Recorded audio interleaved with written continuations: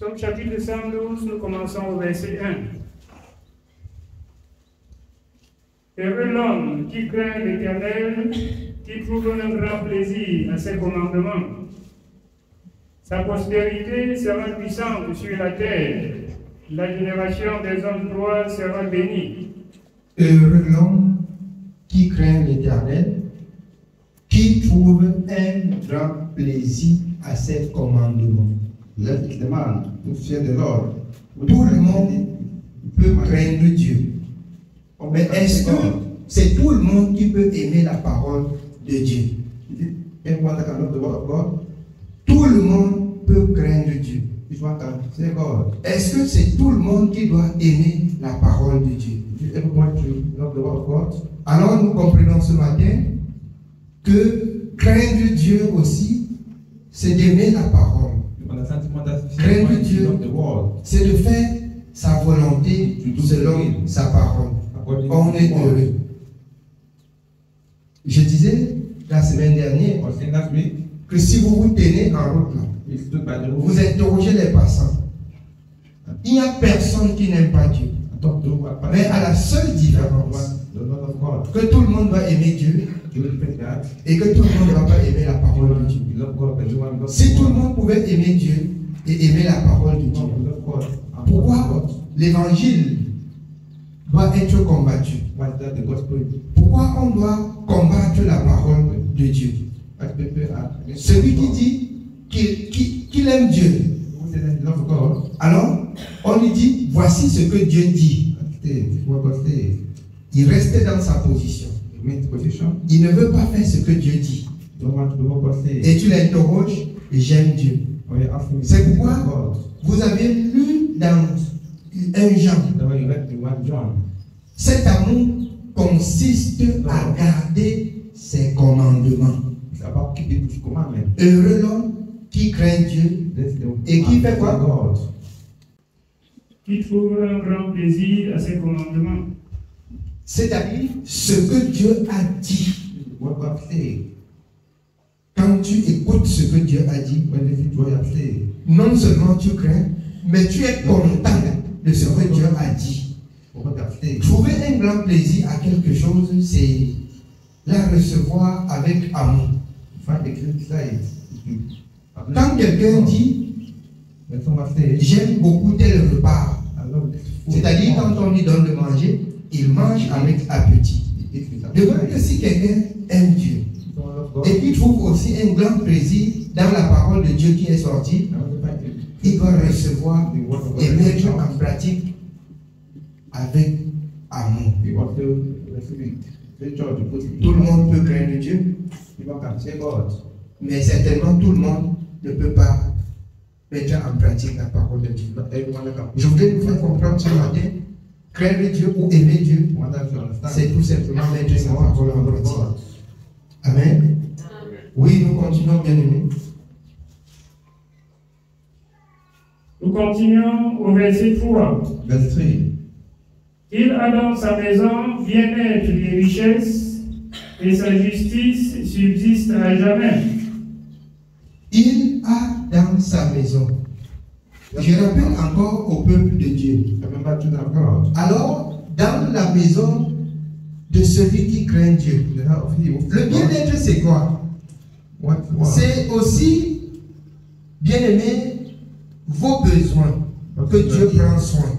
Ça veut dire ce que vous avez besoin, vous n'avez pas besoin de trop souffrir pour avoir ce que vous avez besoin. Mais vous avez besoin d'observer la parole de Dieu pour que Dieu vous facilite à avoir ce qui est utile pour vous. Vous n'avez pas besoin de beaucoup d'efforts. De même qu'il dit. Alors, que ceux qui craignent l'Éternel, ils doivent garder le silence. Dans Exode 14, et l'Éternel doit combattre pour eux. Ça veut dire même étant attaqué par des esprits impurs, tu te retrouves, si tu es celui qui met en pratique la parole de Dieu, Tu n'as pas besoin, comme les autres crient le nom de Jésus, ils sautent, ils frappent les plafonds. Non. Tu n'as pas besoin de sauter. Tu as besoin de dire Seigneur Jésus, prends soin de moi et le louer. Tu as besoin de dire au nom de Jésus. Ce nom qui surpasse tous les autres noms. Et alors, le reste est réparé. Dans Romains, comment quelqu'un peut invoquer le nom d'un Dieu en qui il n'a pas cru? C'est pourquoi en invoquant le nom d'un Dieu en qui il n'a pas cru, il n'y a pas de résultat. C'est pour cela que beaucoup de personnes peuvent invoquer le nom de Jésus et leur situation reste le même. Et ils vont dire que ce qu'on dit là c'est faux. C'est toi qui es faux. Ce qu'on dit est vrai. À la seule différence que tu dois comprendre qu'il faut marcher selon cette parole pour invoquer le nom de ce grand Dieu pour qu'il agisse. Il n'agit pas pour te faire plaisir, mais il agit pour accomplir la parole qui est sortie de sa bouche. Dieu ne soutient que la parole qui est sortie de sa bouche. Dieu n'est pas là pour soutenir les pécheurs. Dieu est là pour soutenir ceux qui se sanctifient. Ceux qui se sanctifient. Amen. Oui, bien aimé, on continue. La lumière s'élève dans les ténèbres pour les hommes droits, pour celui qui est miséricordieux, compatissant et juste. Heureux l'homme qui exerce la miséricorde et qui prête, qui règle ses actions d'après la justice, car il ne chancelle jamais. Qui règle ses actions d'après la justice. Il ne chancelle jamais. Pourquoi? Parce que si tu marches dans la vérité, tu marches dans la sainteté, tu fais ce que Dieu a dit. Au moment où tu as besoin de Dieu, Dieu ne peut pas aussi t'abandonner. C'est lui qui a dit, ce grand Dieu, j'aime ceux qui m'aiment. Ceux qui me haïssent même la mort. Ceux qui aiment Dieu, Dieu manifeste aussi en retour son amour pour les soutenir, pour les garder au jour de la tentation. Vous allez voir beaucoup de personnes dehors transporter les malades par-ci par-là pour chercher des grands hommes de Dieu. N'y a-t-il plus la parole de Dieu qui s'accomplit? Est-ce écrit que ce sont les grands hommes de Dieu qui accompliront la promesse de l'Éternel? Non. Je crois tout simplement qu'on se trompe. Je crois tout simplement qu'on ne sait pas ce qu'on cherche. On attend qu'il y a un pasteur qui est venu de c'est quoi? Et alors tout le monde peut aller se prosterner devant lui pour chercher le repos, pour chercher le salut, pour chercher la paix. Prosternez-vous devant Jésus. Mettez en pratique la parole de Jésus-Christ et il se souviendra de vous. Mettez en pratique la parole écrite. Jean 8, 47. Vous allez être fatigué d'écouter ce passage à vos oreilles. Ceux qui sont de Dieu écoutent la parole de Dieu. Le jugement de Dieu ne s'exerce que selon la parole. Ceux qui ont servi selon la parole doivent avoir la récompense des justes selon la parole. Ceux qui ont servi selon le monde doivent avoir la récompense du service du monde. Le salaire du péché, c'est la mort. Le don gratuit de Dieu, c'est la vie éternelle. Vous deviez désormais savoir quoi choisir. J'ai compris que je ne dois plus me déranger. Si quelqu'un choisit sa passe à le bleu, il me laisse tranquille. Il me laisse tranquille. Quelqu'un choisit sa part, il est content. Selon la parole de Dieu, je viens partager la joie avec lui. Mais les douleurs là, ça ne se partage pas. Vous n'obéissez pas à Dieu et que vous portez la peine de vos iniquités Bien-aimés, vous allez porter ça. Ne participez pas au péché d'autrui. Si le Seigneur ne me donne pas par l'esprit même de prier, je ne prie pas comme il a dit à Jérémie. Que même si Moïse, il a dit Moïse est qui dans le livre de Jérémie?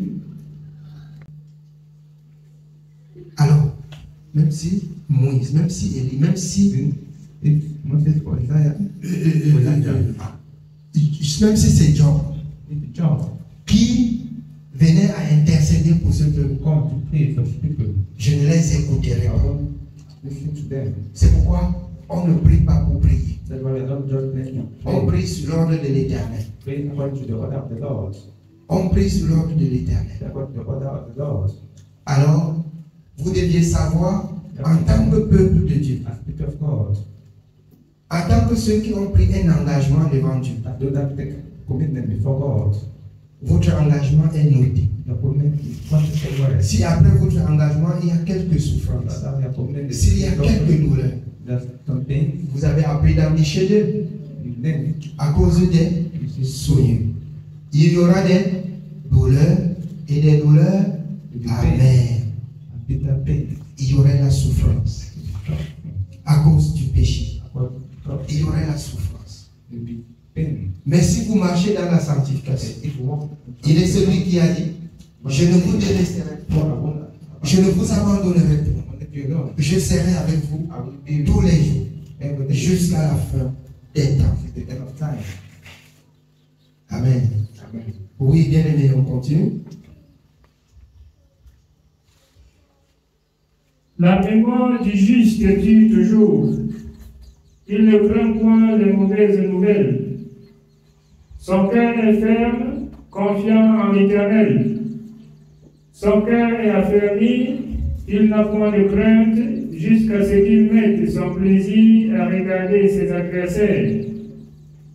Il fait des largesses, il donne aux indigents. Sa justice subsiste à jamais. Sa tête s'élève avec gloire. Les méchants le voient et s'irritent.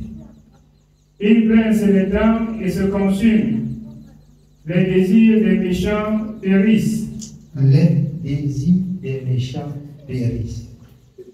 Mais c'est qu'un juste désir selon la parole de l'Éternel. Jean 15, 7. Si vous demeurez dans ma parole et que mes paroles demeurent en vous, demandez ce que vous voulez et cela vous sera accordé.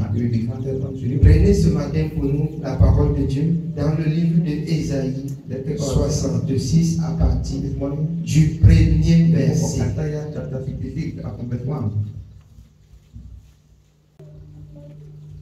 Ésaïe chapitre 66. Nous commençons au verset 1. Ainsi parle l'Éternel. Le ciel est mon trône et la terre mon marchepied. Quelle maison pourriez-vous me bâtir et quel lieu me donneriez-vous pour demeure? Toutes ces choses, ma main les a faites et toutes ont reçu l'existence, dit l'Éternel. Alors, voici, l'Éternel parle. L'apôtre Paul de même, dans Actes 17, 24, l'Éternel, Dieu qui a fait les cieux et la terre, n'habite point des maisons faites des mains d'or.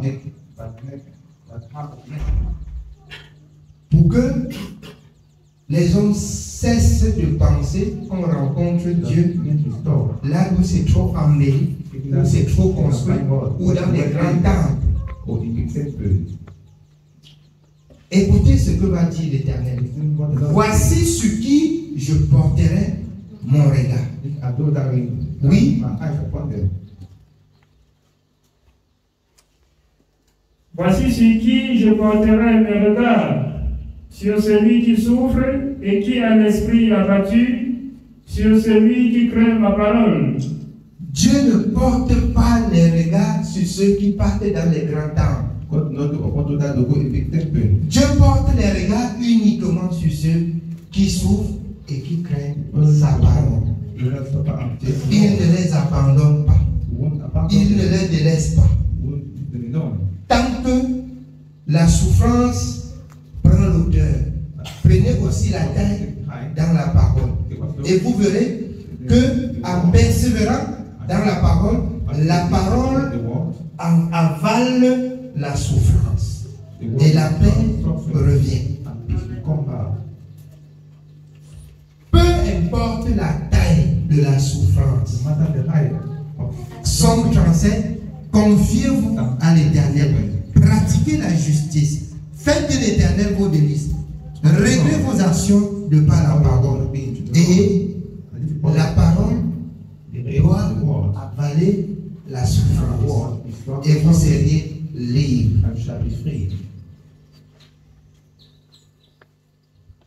Que la souffrance ne vous donne pas à chercher seulement les grands temples. Que la souffrance ne vous donne pas à chercher les grands pasteurs, mais que la souffrance vous donne de rechercher la face de l'Éternel.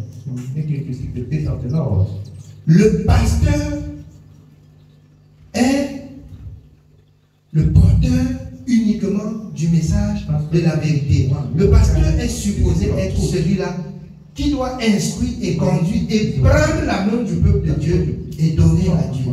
Ça veut dire, dans l'état d'ignorance, étant pasteur, il connaît le mécanisme de s'échapper du mal et il t'instruit. Il n'est pas Dieu. Il n'est pas Dieu. Il doit te montrer seulement comment faire pour s'échapper de la souffrance. Oui, c'est obéir à la parole de Dieu. C'est tout simplement. Obéir à la parole de l'Éternel. Vous obéissez à la parole de l'Éternel.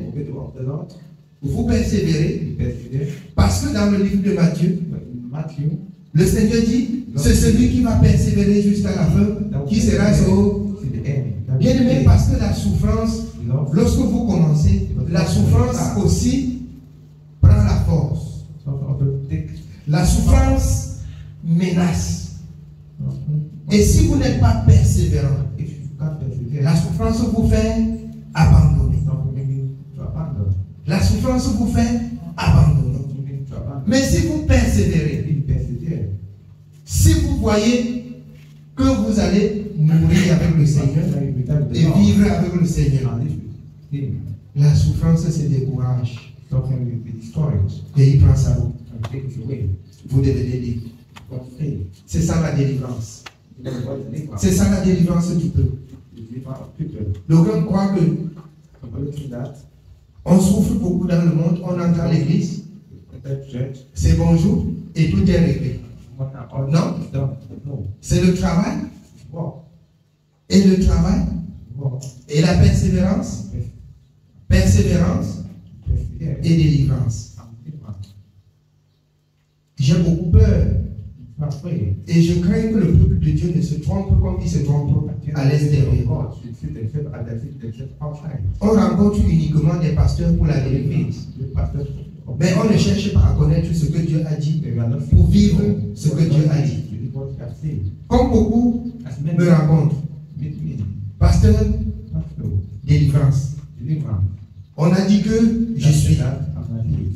Moi-même, les esprits me menacent. On a entendu que tu as prié, l'autre se porte bien. Non. Même vous-même là, qui vous portez bien, dites-leur que vous avez cru. Par l'aide du pasteur, le pasteur vous a dit ce que vous deviez faire. Vous avez obéi à la parole de Dieu dans la bouche du pasteur. Et Dieu vous a délivré. Je ne suis pas le pasteur de délivrance. Je suis le pasteur du message. Je ne suis pas le pasteur de délivrance.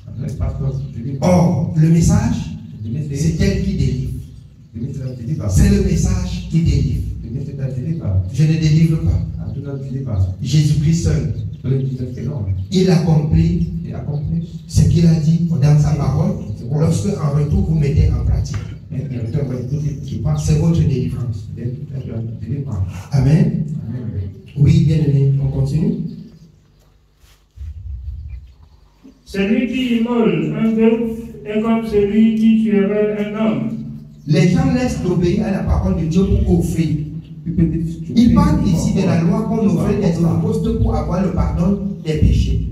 Il dit, si vous égorgez encore le bœuf, vous êtes comme quoi? Comme celui qui a tué un homme. C'est pas ça? Dieu réclame la justice et non le sacrifice. Dieu prend plaisir à l'obéissance et non au sacrifice. Quand vous allez rencontrer aujourd'hui les hommes de Dieu, ils vont vous donner la liste de ce qu'ils veulent pour votre délivrance. Je vous prescris l'ordonnance. Je ne vous donne pas la liste. Je vous donne l'ordonnance. Pour que vous partez en pharmacie, achetez vous-même. Lisez la parole et mettez en pratique. Tous les médicaments sont à l'intérieur. Tous les médicaments là sont à l'intérieur. Je n'ai pas besoin de vous donner une liste des choses dont vous allez m'apporter pour votre délivrance. Mais votre délivrance dépend de vous. Ceux qui se sentent encore opprimés, oppressés par l'ennemi. Votre délivrance dépend de vous-même. Votre liberté, ça dépend de vous. Si vous obéissez, vous mettez en pratique la parole de Dieu. Certainement, ça peut continuer aussi longtemps que vous persévérez. L'ennemi va se décourager et vous serez libre. Vous connaîtrez la vérité et la vérité vous affranchit. C'est la parole de l'Éternel. Amen. Oui, bien aimé. Celui qui sacrifie un agneau est comme celui qui romprait la nuque à un chien. Celui qui présente une offrande est comme celui qui répandrait du sang de porc. Écoutez très bien ce que c'est que cette offrande.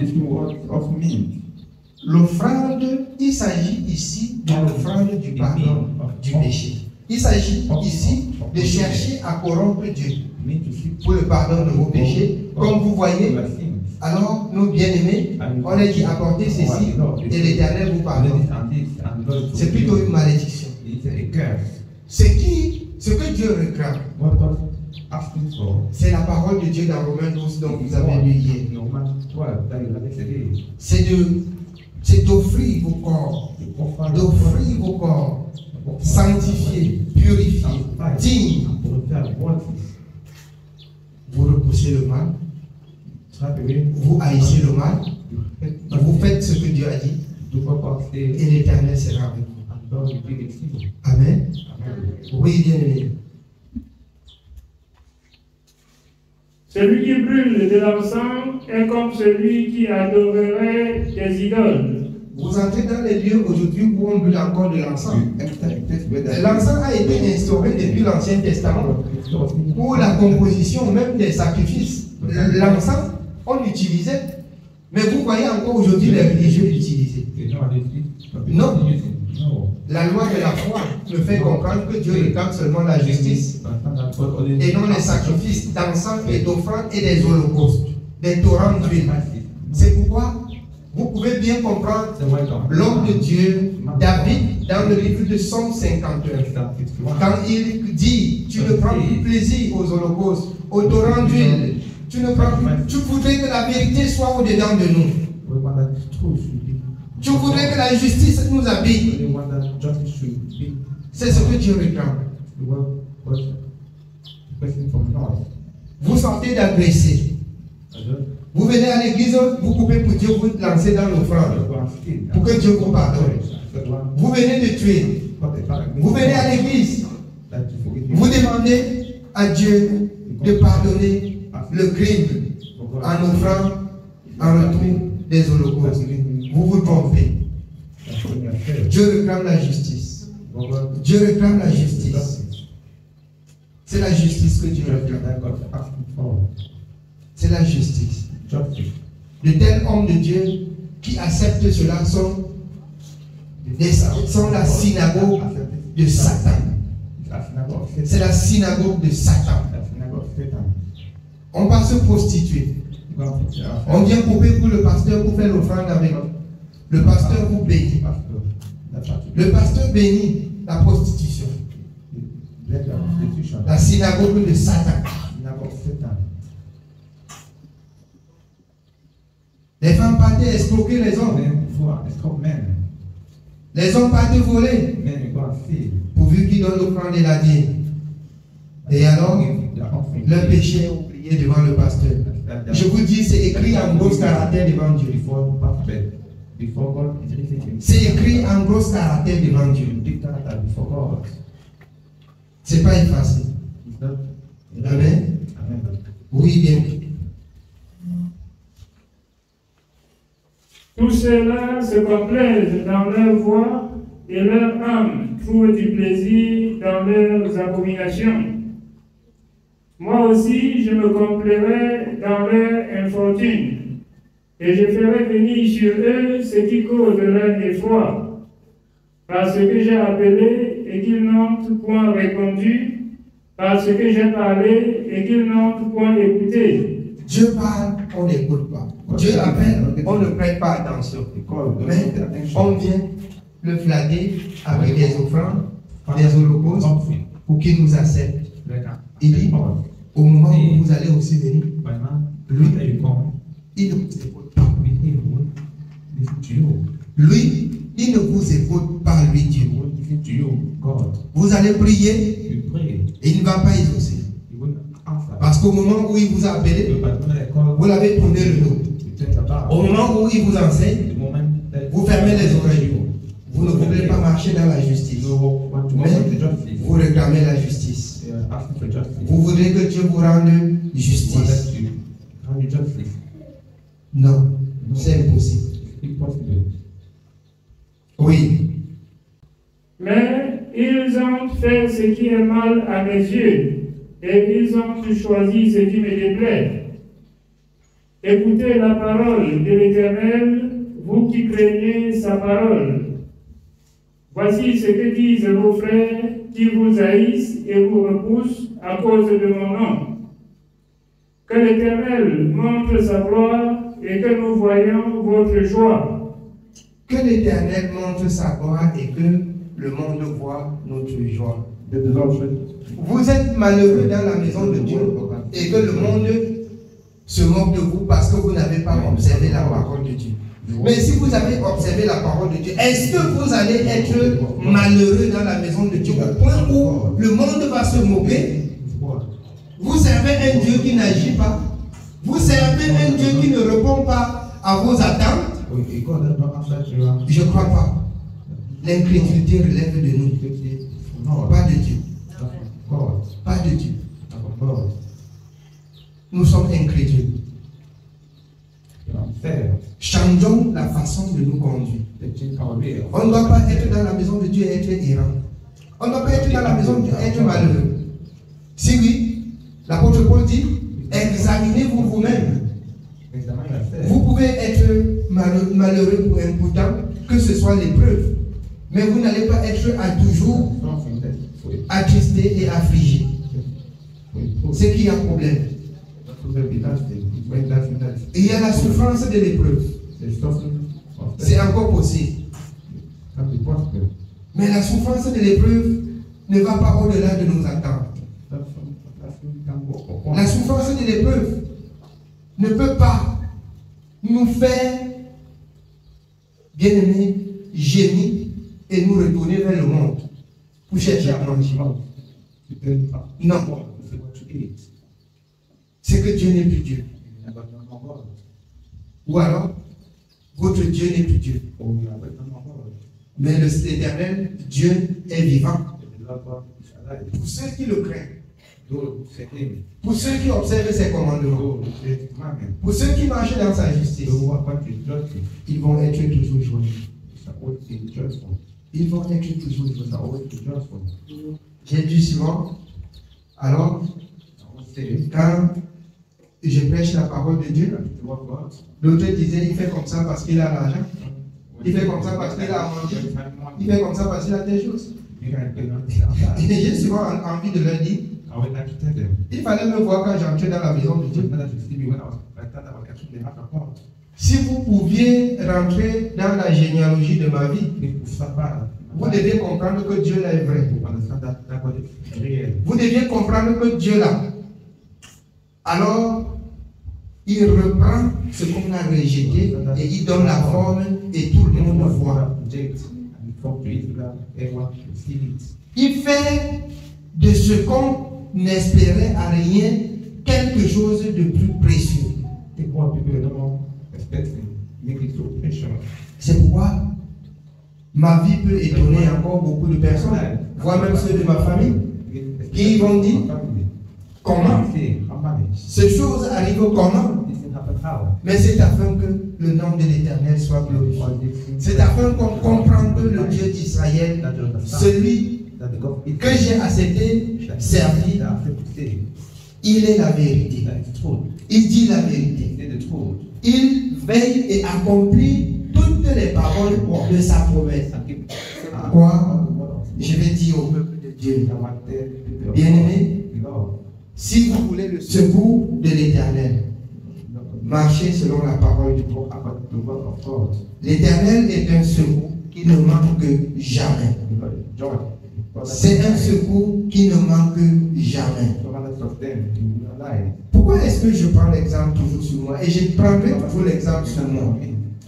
Parce que j'ai vu beaucoup d'enfants de Dieu, beaucoup sont arrivés à l'église, même certains que vous n'avez pas connus, et ils veulent, la semaine qui suit, être comme moi. Sous prétexte qu'ils ont beaucoup étudié, ça veut dire que si le mathématique va bien, ils vont être plus que moi rapidement. Ils vont être plus que moi rapidement. Parce qu'ils ont étudié. Les études là, c'est quelque chose. C'est pour qui chanter. Confie-toi à l'Éternel. Ne t'appuie pas sur ta sagesse. C'est pas ça. Mais vous trouvez après que vous êtes sage et que vous pouvez faire mieux. Vous deviez vous confier à l'Éternel. Vous deviez faire la volonté de l'Éternel. Vous deviez laisser de multiplier les mathématiques de la réussite. Mais cherchez premièrement le royaume. Cherchez premièrement à réussir avec Dieu. Et le reste des choses, vous allez réussir. Cherchez à réussir d'abord avec Dieu. Et les autres choses vont se suivre. Amen. Oui, bien aimé.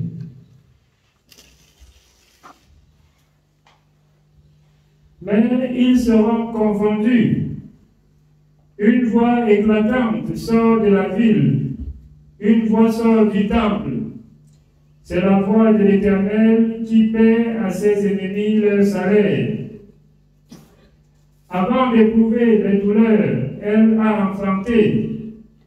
Avant que les souffrances lui vinssent, elle a donné naissance à un fils. Qui a jamais entendu pareille chose? Qui a jamais vu rien de semblable? Amen. Je vais vous expliquer posément. C'est une parole très spirituelle. Ça veut dire que avant les douleurs, que les douleurs ne s'accentuent, la femme a accouché. Et lorsqu'elle a accouché, elle oublie directement tous ses douleurs. Ça veut dire avant que la souffrance ne tienne et ne lie l'homme, Dieu l'a délivré. Il a trouvé du bonheur devant Dieu. Et il oublie directement toute la souffrance du monde. Pourquoi? Je dois arriver dans la maison de Dieu et vivre toujours la souffrance du monde. La parole de Dieu ne s'est pas accomplie pour moi. Pour moi, ça, la parole là, c'est pas encore accompli. Qu'est-ce que je dois faire? Je dois travailler ma vie. Je dois travailler ma vie pour que cette parole s'accomplisse dans ma vie. Je ne dois pas passer le temps à observer à l'église ceux chez qui cette parole s'est accomplie, mais elle doit s'accomplir aussi pour moi. Je dois travailler pour qu'elle s'accomplisse de même pour moi. Elle doit s'accomplir pour moi. Elle va s'accomplir pour moi. Vous savez pourquoi? Le prophète Habakkuk a dit, c'est une prophétie qui doit s'accomplir. Même si est tard. Pour ceux qui croient, pour ceux qui ont la foi, attendez-la. Elle s'accomplira. Dans son 1,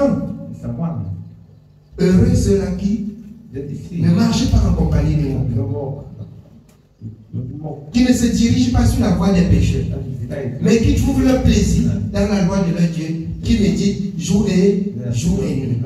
La promesse de l'Éternel s'accomplira. Même si elle tarde, elle doit s'accomplir. Elle doit s'accomplir. Amen. Oui, bien aimé. Qui a jamais entendu pareille chose? Qui a jamais vu rien de semblable? Un pays peut-il naître en un jour? Une nation est-elle enfantée d'un seul coup? Jamais. Est-ce qu'en un seul jour, devant la présence de l'Éternel, vous avez tout ce que vous voulez? C'est impossible. Pour ceux qui croient qu'on entre dans la maison de Dieu, la bénédiction. Comme disent ce bon pasteur, vous êtes la tête et non la queue. Ils aiment bien prendre ce passage des Écritures. Oui, la tête et non la queue. Les premières personnes à mettre en pratique la parole de Dieu. Je me souviens, lorsqu'on était dans la religion, on citait cette parole. Il a dit que là où la plante de ton pied va fleurir, il te donne ce lieu en possession. Vous marchez, vous partez même sur le terrain de quelqu'un, vous dit qu'au nom de Jésus, que Jésus descende du ciel. Qu'il descende, il change le titre foncier, il met à votre nom, je crois. Vous allez travailler pour avoir pour vous.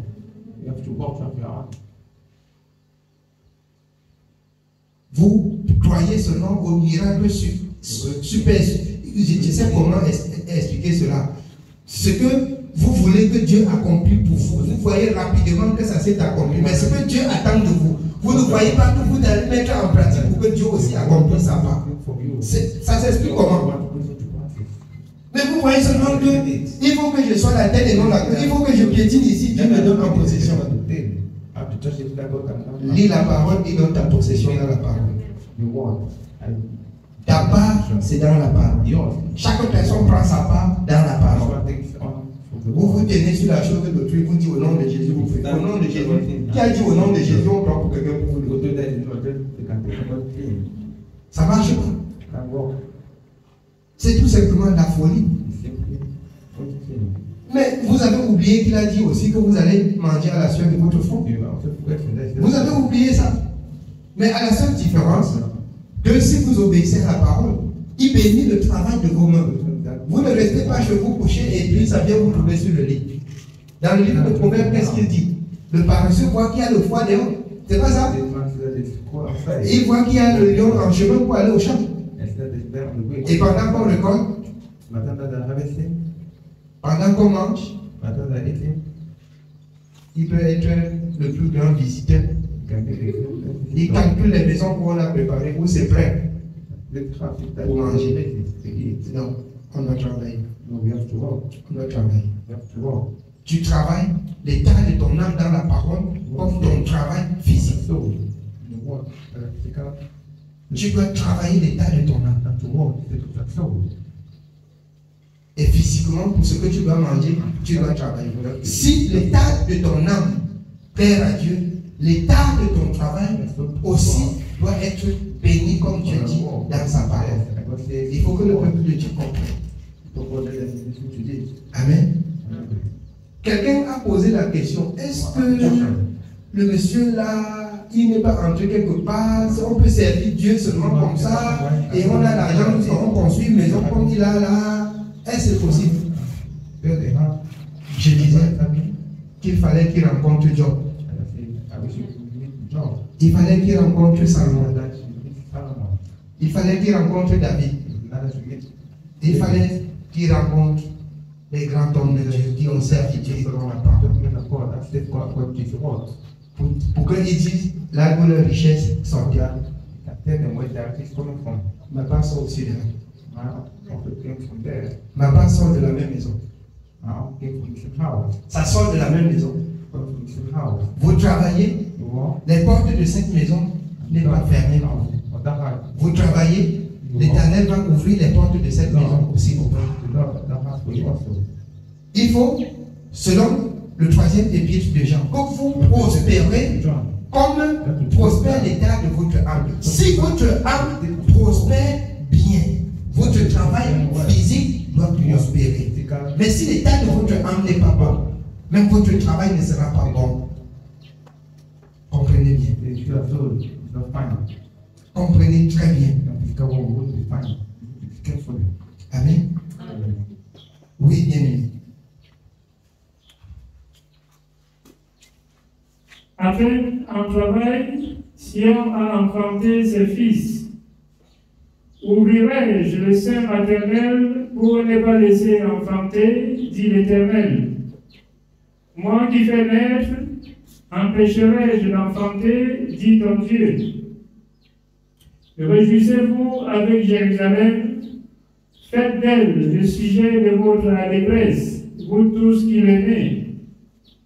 Tressaillez avec elle de joie, vous tous qui menez d'œil sur elle, afin que vous soyez nourris et rassasiés du lait de ses consolations, afin que vous savouriez avec bonheur la plénitude de sa gloire.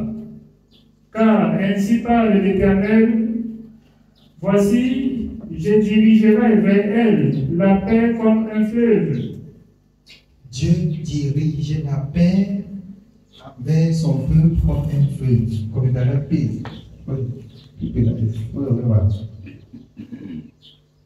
Je dirigerai la paix sur mon peuple comme un fleuve. Vous comprenez par là que c'est l'Éternel qui donne la paix. C'est l'Éternel qui pourvoit à vos besoins. Je n'invente rien. Je ne fabrique rien. Il suffit que Dieu vous trouve obéissant. Je ne crois pas qu'un enfant dans une maison, obéissant à la voix de ses parents, peut demander quelque chose qui a bien et on ne lui donne pas. C'est pas ça. Ce que vous trouvez que c'est utile pour lui, il donne.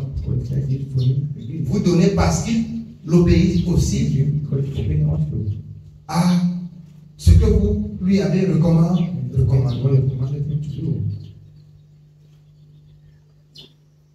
Je le rappelle, la vie que nous avons eu à mener au village, même chez la grand-mère.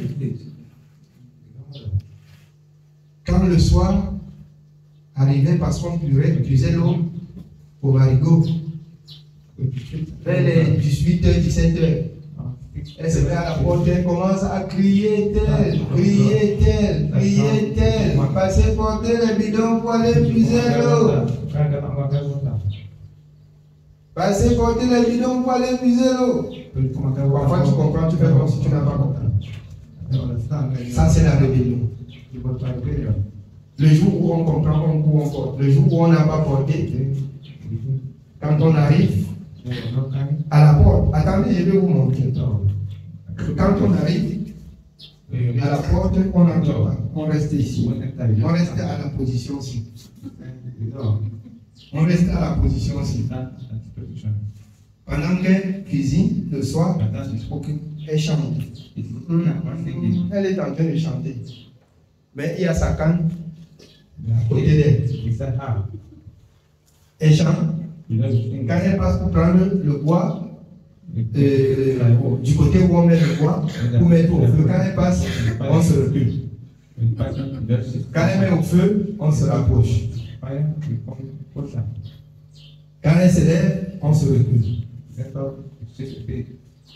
Alors, comme c'était une grand-maman qui aimait beaucoup ses petits-fils, la nourriture, quand elle finit, elle retire pour chacun, elle met dans l'assiette, elle dépose là comme ça, là. Elle continue à chanter avec la canne.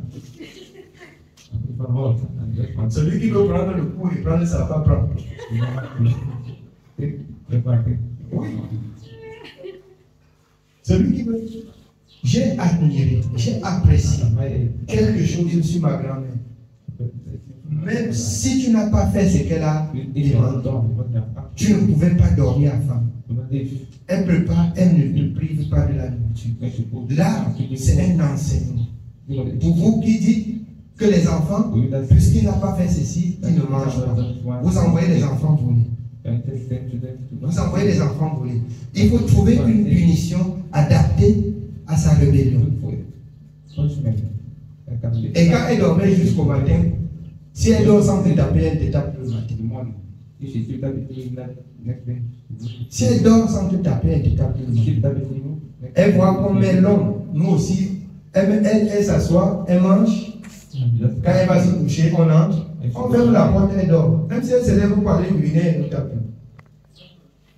Elle nous tape. Quand elle se lève pour aller uriner, quand on est accroché, on fait comme si on dort une soirée. On l'entend passer. Mais elle est tape. Cependant, il y a des mamans encore parmi vous qui pêchent les enfants dans le sommeil. Ils pêchent les enfants dans le sommeil tout à fait.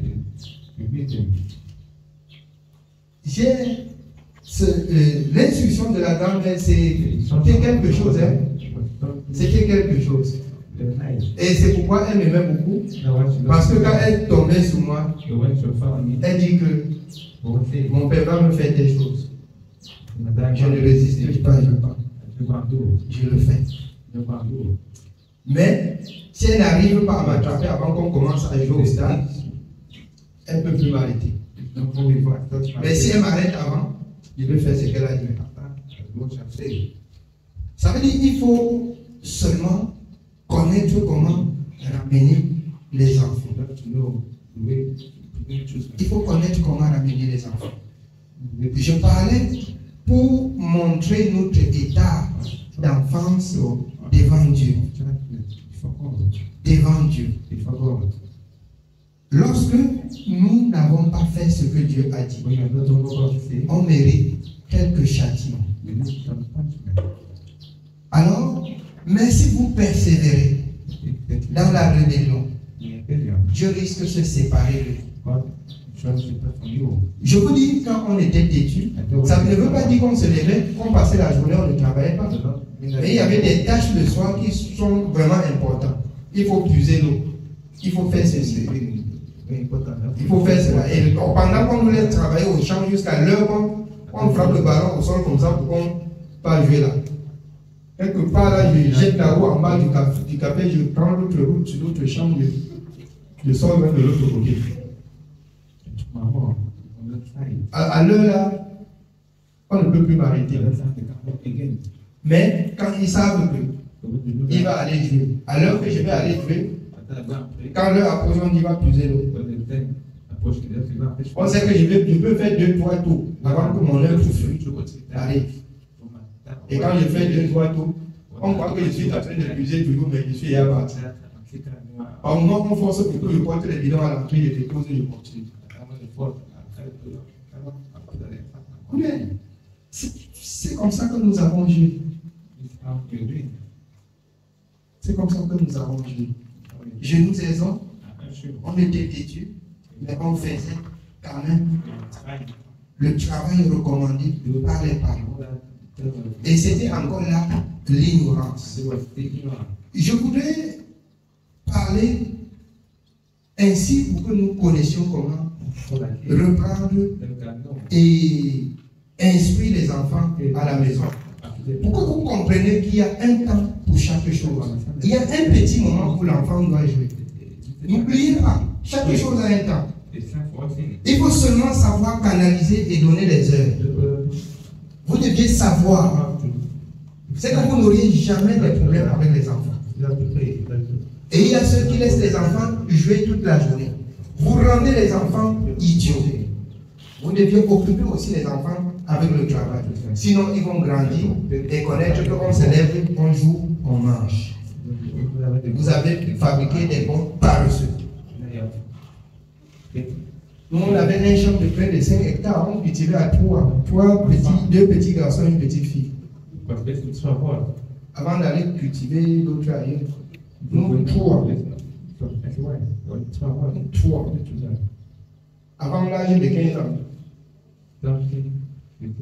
Déjà à 7 ans, 7 ans, 8 ans, on donnait le côté de chacun.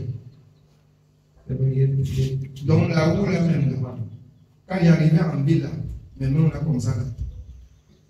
C'était comme pour un boxeur. L'accompagnement était comme pour un boxeur, comme pour quelqu'un qui pourra tout le faire.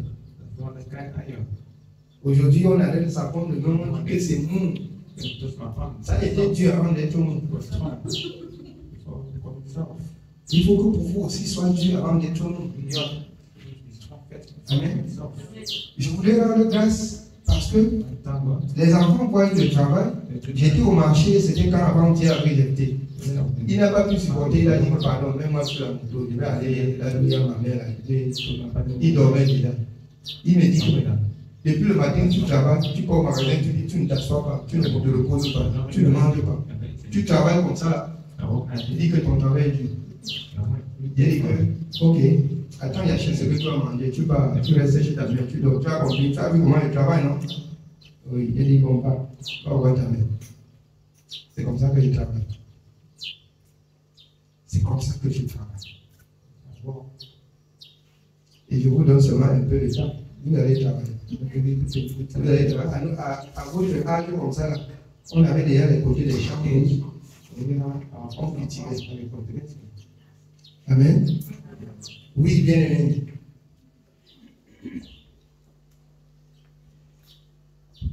Nous sommes au verset 12. Car ainsi parle l'Éternel. Voici, je dirigerai vers elle la paix comme un fleuve et la gloire des nations comme un torrent débordé, et vous serez arrêtés. Vous serez portés sur les bras et caressés sur les genoux. Comme un homme que sa mère console, ainsi je vous consolerai. Vous serez consolés dans Jérusalem. Vous le verrez et votre cœur sera dans la joie et vos os reprendront de la vigueur comme l'herbe. L'Éternel manifestera sa puissance envers ses serviteurs, mais il fera sentir sa colère à ses ennemis. Car voici, l'Éternel arrive dans un feu, et ses chars sont comme un tourbillon. Il convertit sa colère en un brasier et ses menaces en flammes de feu. C'est par le feu que l'Éternel exerce ses jugements, c'est par son glaive qu'il châtie toute chair. Et ceux que tuera l'Éternel seront en grand nombre. Ceux qui se sanctifient et se purifient dans les jardins, au milieu desquels ils vont un à un, qui mangent de la chair de porc, des choses abominables et des souris, tout cela périront, dit l'Éternel. Vous savez, c'est quand il parle de la chair du porc, à la loi, il était interdit de manger la viande du cochon. C'est ça? Et maintenant, c'est pourquoi vous pouvez comprendre dans le livre de Actes, l'apôtre Pierre et le Seigneur, il discute avec lui quand le Seigneur lui dit prends ceci, il dit au Seigneur qui ne prend pas. Et le Seigneur dit, si moi qui suis Dieu, je te parle, pourquoi tu dois résister? Il dit, depuis ma naissance, je n'ai jamais mangé ce qui est impur. Il dit, puisque c'est l'Éternel qui t'ordonne de toucher, prends et mange. Amen. Il lui dit comme ça de quitter la loi. Il fait comprendre à Pierre qu'il doit quitter la loi. Obéir à l'Éternel vaut mieux que des sacrifices. Amen. Oui, bien aimé. Nous sommes au verset 18. Je connais leurs œuvres et leurs pensées. Le temps est venu de rassembler toutes les nations et toutes les langues. Elles viendront et verront ma gloire. Je mettrai un signe parmi elles et j'enverrai leur échapper vers les nations. À Tarsis, à Pul et à Lude, qui tirent de l'arc, à Tubal et à Javan, aux îles lointaines, qui jamais n'ont entendu parler de moi et qui n'ont pas vu ma gloire, et ils publieront ma gloire parmi les nations.